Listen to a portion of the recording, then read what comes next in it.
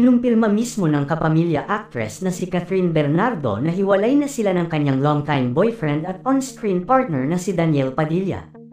Sa kanyang Instagram post ngayong araw, November 30, binasag na ng dalaga ang kanyang katahimikan hinggil sa isyong ilang linggo na ring pinag-uusapan ng madlang netizens.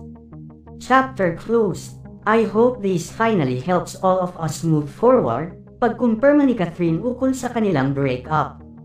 Kasabay ng kanyang kumpirmasyon ay ang kanyang mensahe para sa mga taong nagmamahal at sumusuporta sa kanya, kay Daniel, at sa naging relasyon nila.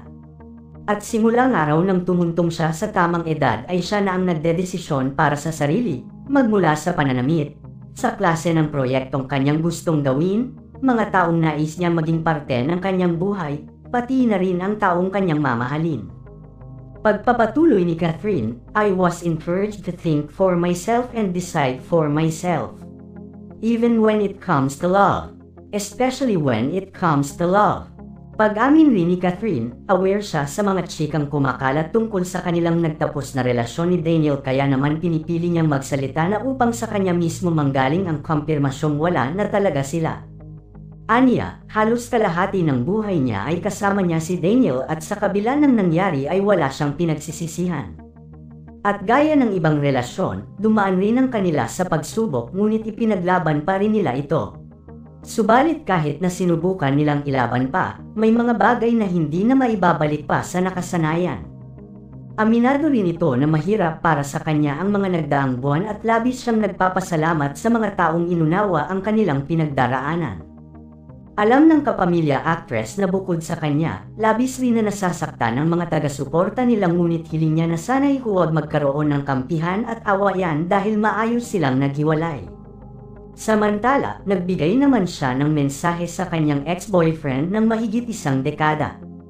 Dij, you gave me 11 beautiful years and the kind of love that I will forever cherish.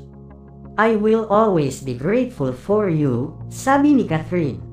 Sa kabila ng kanyang kumpirmasyon ay sinabi ng kapamilya A-lister na hindi siya tatanggap at sasagot ng kahit anumang tanong hinggil sa detalye ng kanilang paghihiwalay. Maging ang mga kaibigan ni Catherine at Daniel sa showbiz ay labis ang kalungkutan ngayon sa nangyari sa relasyon ng Katniel. Hindi na nga din natiis ng matalik na kaibigan ni Catherine na si Rhea Atayde ang mga isyu na lumalabas ngayon hinggil sa tunay na dahilan ng kanilang paghihiwalay. Ayon kay Rhea, anuman ang naging desisyon ni Kath at DJ ay nakasuporta lang umano silang mga kaibigan ng mga ito sa kanila. Ang mabibigay lang umano nitong detalye ay lahat umano ng relasyon ay unang nawawasak kapag nawala na ang tiwala sa isa't isa.